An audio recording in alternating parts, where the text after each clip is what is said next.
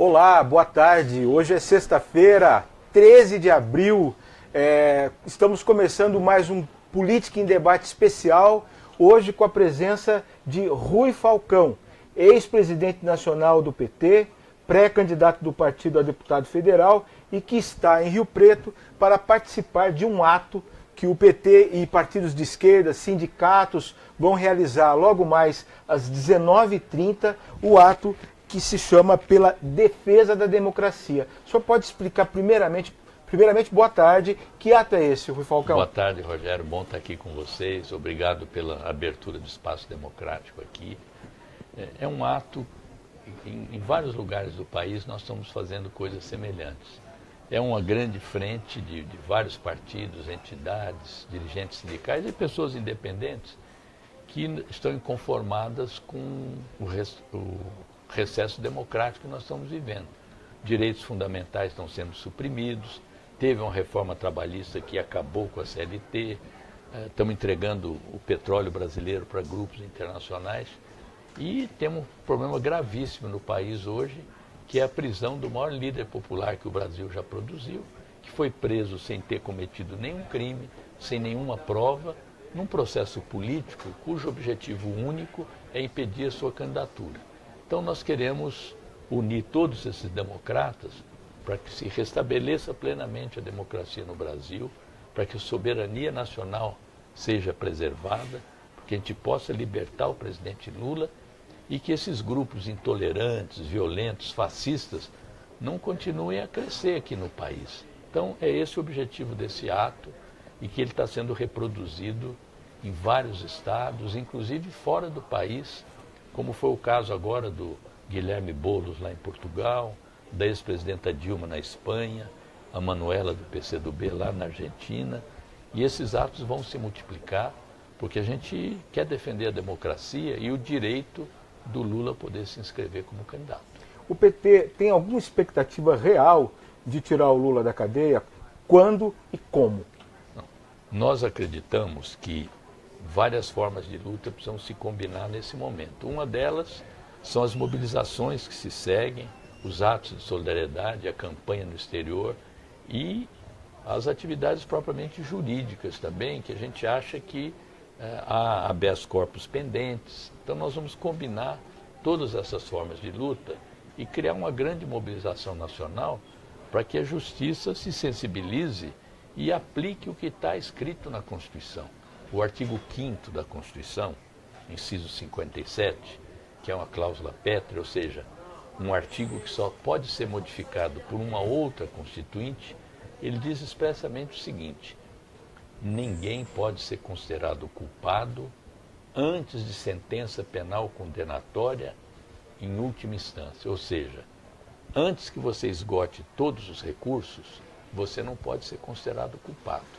E é o que não está acontecendo com Lula. Ele teve uma condenação de segunda instância, naquele tribunal lá de Porto Alegre, teve sua defesa cerceada e não está podendo ser atingido por esse direito fundamental que está inscrito na Constituição. A gente quer que se observe isso. Ah, não, mas esse artigo, uma sucessão de recursos, isso aí consagra impunidade. O problema da sucessão de recursos, da morosidade da justiça, é que os tribunais folgam 60 dias por ano, têm auxílio moradia e podiam acelerar o julgamento dos recursos. Já se dizia antes que é melhor você ter um culpado solto do que um inocente preso.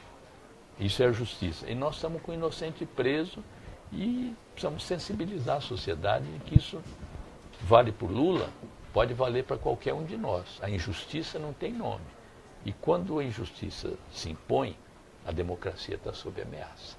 Eu escuto e leio muito que essa afirmação do senhor, essa tese do PT para tentar tirar o Lula da prisão, representa aí uma contradição do próprio PT, que é um partido que se construiu em cima da defesa da ética, da justiça e batia muito pela prisão dos corruptos, né?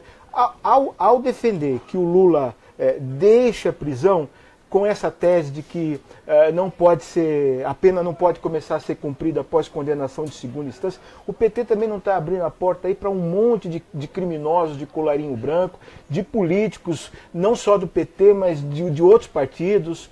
Não existe essa preocupação também? Primeiro, nós não somos a favor da corrupção. Ninguém mais que o PT criou instituições, leis e formas de combater a corrupção. A Polícia Federal é o que é hoje, porque foi reaparelhada e teve condições salarial e de ampliação do seu efetivo no governo Lula. A lei da delação premiada, que tem permitido botar vários corruptos e corruptores na cadeia, foi sob o nosso governo. A ideia de fortalecer o Ministério Público, a meu ver, criando uma casta, uma corporação que não obedece a ninguém, também nos nossos governos. Então tem uma diferença entre os corruptos e o presidente Lula. Não há nenhuma prova de corrupção contra o presidente Lula. Segundo, 2 pesos e 2 medidas. O Eduardo Azeredo, ex-governador de Minas, tem uma condenação em segunda instância há muitos anos. A sua pena está para prescrever e ele permanece solto. Eu não estou querendo que ele seja preso, mas porque ele está solto e o Lula está preso. E a outra coisa, há pessoas que estão com denúncia comprovada, como é o presidente golpista Michel Temer, com duas denúncias, prestes a ter uma terceira, e não acontece nada com ele. Então, é uma justiça parcial, partidarizada, que não está preocupada em combater a corrupção, está preocupada em impedir a candidatura do Lula. E veja, o juiz Moro. O juiz Moro foi outro dia no Roda Viva e perguntaram para ele: o senhor recebe auxílio moradia? Sim, recebo.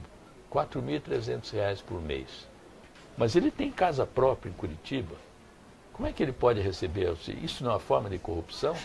É um desvio de finalidade, porque ele diz o seguinte: eu recebo para complementar meu salário, mas o auxílio moradia é auxílio moradia.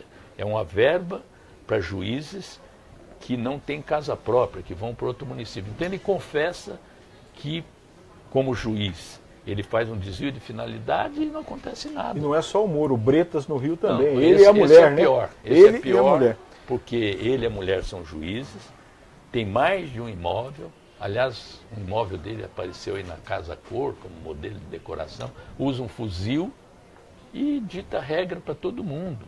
Então, com relação a isso, é que nós também estamos reagindo. O ministro Barroso: não, os habeas corpus, nós temos que botar o colarinho branco na cadeia, porque o pobre não pode pagar advogado. Vamos ver as últimas decisões dele. Fulano de tal cometeu um furto no valor de R$100, negou habeas corpus. Crime sem insignificância, chamado crime que não deve ser punido com reclusão. Furto de gêneros no valor de R$80, negativa do habeas corpus. Então faz um discurso para fora, mas tem outra prática para dentro. Então são essas pessoas que estão julgando o Lula. E por isso nós estamos fazendo a campanha pela libertação dele. Porque ele é inocente, que ele não é corrupto, que ele não cometeu nenhum crime. E nós queremos sim que os corruptos sejam punidos. Agora, tem um regime no Brasil que é o excesso de prisões. 1/3 dos presos no país são presos provisórios. Presos que não foram condenados em segunda instância e aguardam recurso. São presos pobres, jovens, negros, porque o Brasil tem hoje a 3ª população carcerária do mundo. E a prisão não resolve os problemas da violência necessariamente. Então, o próprio Código Penal prevê penas alternativas. E agora o negócio é botar todo mundo na cadeia. Foi feito um cálculo agora para o estado de São Paulo. Foram levar para o Alexandre de Moraes, que foi secretário de Segurança aqui. Para você comportar nas condições que se exige para as prisões toda a população carcerária de São Paulo, que 1/3 é de presos provisórios, você precisaria construir 90 presídios. Então, onde nós vamos parar? Nós estamos precisando construir escola, creche, não agora, presídio. uma coisa é certa, por mais que exista essa tese constitucional, né, que ninguém deve ser preso até... Não é a Constituição, não é uma tese. Sim, mas a própria realidade demonstra que isso é uma falácia, Por isso que o senhor está dizendo, né? Muita gente aí que nem condenada foi, está na prisão, principalmente gente pobre, né? O fim o início do cumprimento de pena após condenação de segunda instância, não me refiro ao caso do Lula, não traz um pouco de injustiça nesse aspecto também? Porque geralmente quem consegue chegar até aí é quem tem dinheiro para pagar advogado, o senhor não concorda? Então, mas nós queremos, as defensorias estão aí para isso, que as pessoas não fiquem presas. E veja, fala um argumento assim, não, mas o assassino, o estuprador, então vai esperar até chegar no... Não. No Código Penal e no Código de Processo Penal, você pode prender, sim, antes do julgamento em segunda instância, inclusive, se a pessoa é perigosa, se a pessoa tem ameaça de fuga. Há casos específicos, muito regrados, a prisão em flagrante. Tudo isso não entra em contradição com essa questão da segunda instância. Aliás, é uma pena, mas a ideia que reforçou a ideia de que ninguém podia ser preso antes de esgotar todos os recursos, foi o malsinado delegado Sérgio Paranhos Fleury, que tinha condenação em segunda, e criaram até a Lei Fleury, que era desnecessária, porque a Constituição depois veio prever, numa cláusula pétrea, que a pessoa não pode ser presa antes de... Tem muita gente que está presa porque é assassino, porque é estuprador, então uma coisa não é contraditória com a outra. Mas o que tem na maioria são presos pobres, jovens, negros, de baixa periculosidade e que acabam se tornando criminosos pelas condições terríveis da prisão e do encarceramento em massa. Mudando um pouco de assunto, falando mais de política e de eleições, né? Nós vamos ter eleição aí em outubro. Qual é a expectativa aí do PT? O PT tem hoje a maior bancada na Câmara dos Deputados. Manter essa bancada é importante, porque é isso que vai dar mais participação no fundo partidário, mais tempo de televisão, esses escândalos todos, tudo que vem envolvendo a prisão do ex-presidente Lula. Vocês temem uma redução dessa bancada aí? Não, eu acredito, primeiro, que o próprio trabalho da grande mídia produziu um resultado de lançar descrença sobre todos os políticos. Quer dizer, fizeram uma seletividade em relação ao PT, mas depois apareceram outros, não era só o PT. Então hoje nós estamos numa campanha de resgate da política, que as pessoas participem, votem, vejam como é que as pessoas votaram. Outro dia me perguntaram, mas como é que nós vamos votar, gente? Quem votou contra a reforma trabalhista? Você acha que devia ser feita a reforma? Não. Então veja lá o nome desses deputados, não vote neles. Quem é que aprovou a emenda 95, que congelou o orçamento do país por 20 anos? Então lá o nome. Quem votou a favor do impeachment? Você era a favor do impeachment? Não, então não vote nesse. Então, essa campanha de esclarecimento está sendo feita e será feita durante a eleição. Segundo, quando eu assumi o PT, em 2011, quando foi em 2014, nós chegamos a 9% de popularidade.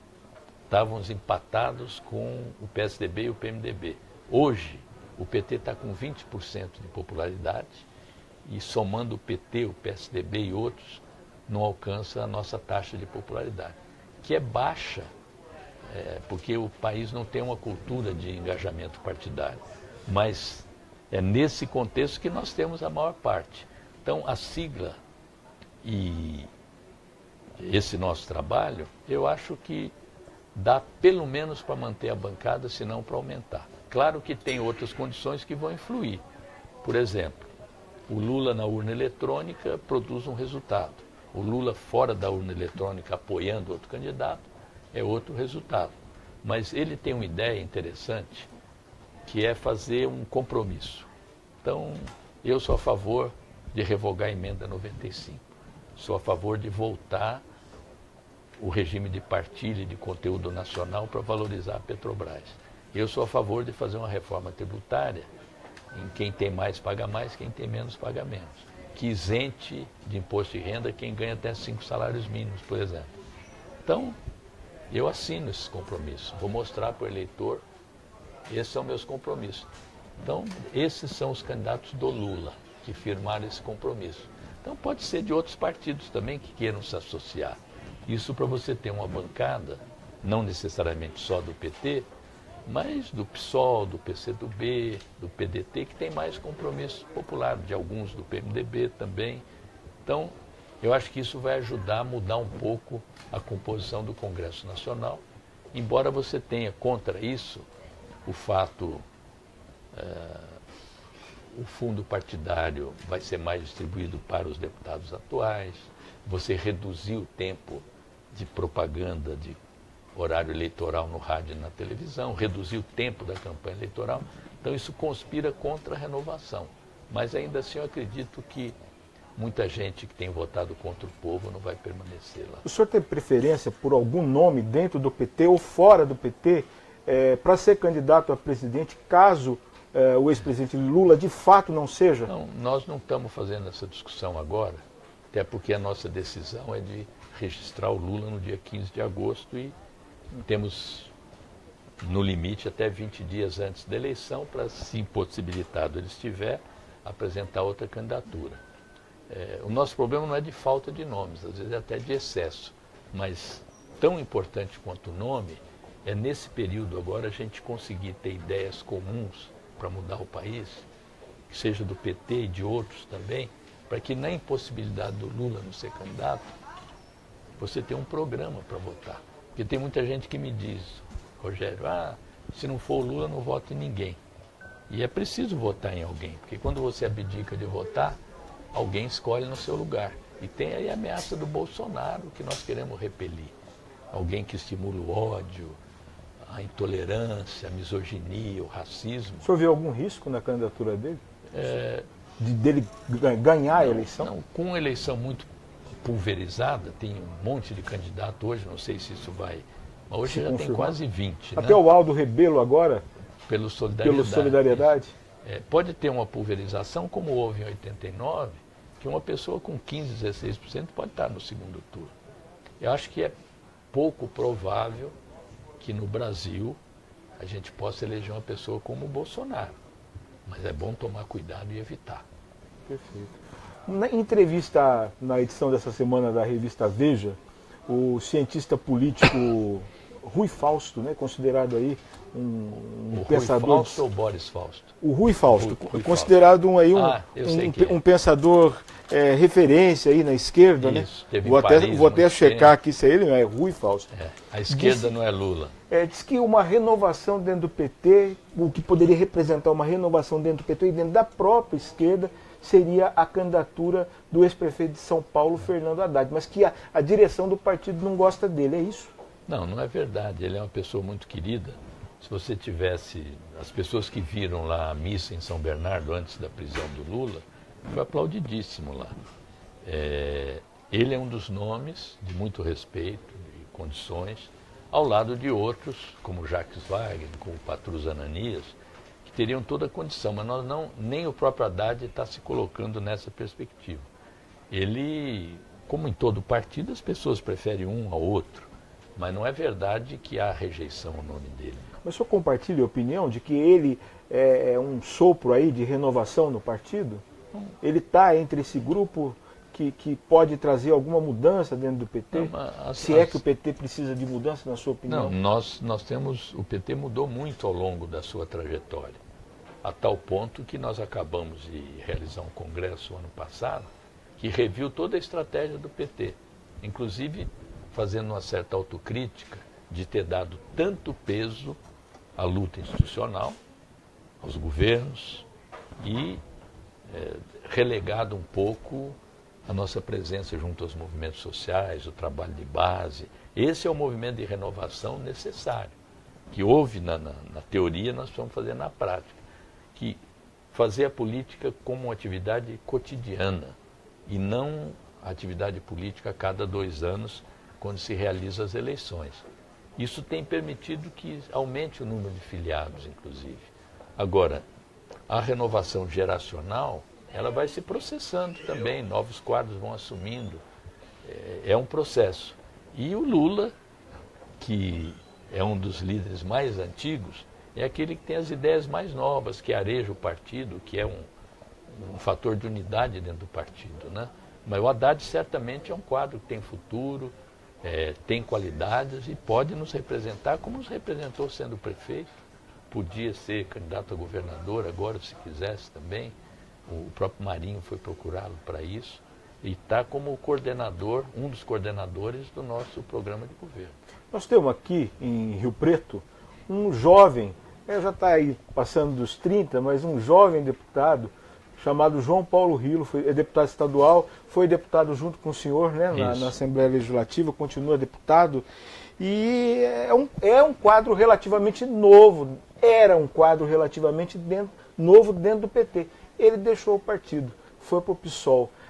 O senhor teme aí uma debandada, principalmente entre os mais jovens, para outros partidos? Não, eu acho que foi uma perda nossa, embora ele continue no mesmo campo. Eu digo, mudou de casa, mas não mudou de rua. Tem um trabalho cultural e político muito importante aqui em Rio Preto e na região. Eu lamento que ele tenha deixado o PT, mas não deixou a esquerda, não deixou suas convicções. Mas, ao mesmo tempo, muita gente está entrando. Lá no acampamento de Curitiba, ontem, 100 novos filiados assinaram ficha de filiação, né? Então, eu acho que as opções partidárias, elas são livres. O PSOL é um partido que tem concepções muito parecidas com as nossas. Eu lamento uma pessoa como Aldo Rebelo, por exemplo, que saiu do PCdoB para ir para o PSB e agora foi para o Solidariedade, que é o partido Paulinho da Força. O Rilo seguiu o caminho que ele acha melhor e está num campo muito próximo da gente. Acho que no futuro, inclusive, ou ele pode estar num outro partido que venha se constituir de forma mais ampla, os partidos não são eternos, e continua a ter ele como uma referência aqui em São José do Rio Preto. Falando em partidos, o PT não está isolado em São Paulo, né? Tem um pré-candidato ao governo, Luiz Marinho, mas não está conseguindo somar forças aí em torno da pré-candidatura. O próprio PCdoB, por exemplo, está com o Márcio França nesse momento. É claro que muita água vai rolar debaixo dessa ponte, mas está completamente isolado. Vocês não temem que isso acabe influindo também nas eleições proporcionais? Nós temos que evitar isso e, caso a gente não consiga ampliar o leque de apoios, nós temos que ter uma campanha muito participativa, muito presente. O Marinho está tentando ir às regiões e tal. E eu acho que é um certo cansaço, uma certa fadiga de material também com os governos tucanos aqui em São Paulo. E embora você tenha candidatos de partidos diferentes, ambos, num certo sentido, representam esse campo que está esgotado, na minha opinião. Um é aquele que se dizia não político, mas gestor, que se revelou um péssimo gestor e transformou a prefeitura num trampolim, que é o candidato do PSDB. O outro que não é do PSDB, mas que é de continuidade em relação ao governo do PSDB. Aliás, o Alckmin está fazendo uma ginástica para dizer, eu apoio o candidato do meu partido, mas o vice foi muito leal e tal. Então, essa contradição vai se explicitar para a população. Mas, de qualquer forma, o PT está completamente marginalizado nessa disputa, né? Nós queríamos ter a participação do PCdoB, do PDT, num programa de mudanças para o Estado. Se isso não for possível, se eles preferirem se aliar com quem está aí... Com o França? Ou com o Dória, os outros partidos, o PR, por exemplo, já fez campanha junto conosco. É um caminho que eles têm direito de seguir. Chance zero do PT abdicar dessa candidatura do Marinho e apoiar o Márcio França, que está atraindo aí os partidos à esquerda. Nenhuma possibilidade. Nenhuma possibilidade. Vou entrar agora num tema local, nosso tempo já está terminando, já vou liberar o senhor lá para o Vasco, que movimentou o PT aqui essa semana, que foi a volta da ex-vereadora Eni Fernandes, não sei se o senhor se lembra dela e tal. Eu soube pelos jornais. Ela voltou ao partido e o diretório municipal aqui ficou muito indignado com essa decisão. Ela entrou por cima, quem aceitou a filiação e pediu que se encaminhasse a filiação dela foi o próprio Luiz Marinho. O PT local, o PT de Rio Preto, acusa o PT estadual de estar rompendo uma tradição do partido, que é de respeitar as instâncias. No caso, respeitar o diretório municipal. Como é que o senhor vê essa questão? Olha, é isso? O PT está se tornando um partido como os outros? Eu fiquei sabendo isso pelos jornais, como eu te disse. Eu prefiro não fazer esse tipo de avaliação sem conhecer os detalhes, porque eu sempre fiz um trabalho muito grande para a gente unificar as pessoas, sobretudo nesse momento de extrema gravidade. Então, o PT tem caminhos nas suas instâncias para resolver esses impasses. E quero crer que se ocorre uma filiação que a instância local não recebe bem, quem está se filiando não vai ter conforto, não vai ter uma boa acolhida. Então eu prefiro não enveredar por esse assunto antes de conhecer os detalhes. A segunda parte da história envolve o deputado João Paulo Rilo. Sim. Embora ele tenha saído do PT, a maioria aí de seus assessores, pessoal ligado a ele, continua no partido e é o pessoal que domina o partido hoje. E com a chegada da Eni já existe uma conversa aí que o fato dele não estar mais no partido, mas estar com assessores, por exemplo, na executiva, pode ocorrer uma intervenção. Isso já foi falado lá em São Paulo, existe o risco disso ocorrer? Eu acharia lamentável se isso ocorresse, porque significaria, além de sair um deputado do PT, você querer que os filiados do PT saíssem juntos. Não existe essa norma, não existe essa proibição no PT. Inclusive tem deputados, ou tinha no governo também, pessoas que sequer são filiadas ao PT. E isso não... Quer dizer, o fato deles estarem no mandato do deputado, mas continuarem no PT, se fosse um deputado de direita, estivesse apoiando o Bolsonaro, eu tenho certeza que ninguém continuaria com ele. Ao que me consta, inclusive, o pai dele, que é vereador, continua no PT. Quer dizer, será que nós queremos tirar essas pessoas do PT? Eu não, eu quero que eles continuem. Lamento a saída do Rilo, espero que pare por aí. Perfeito. Muito obrigado pela presença, boa sorte para o senhor aí nessa caminhada, nessa candidatura aí na eleição desse ano. Obrigado, Rogério, eu que agradeço a você, aos seus internautas e aos seus leitores. Muito obrigado. Gente, valeu por mais essa audiência aí, vamos junto. Obrigado.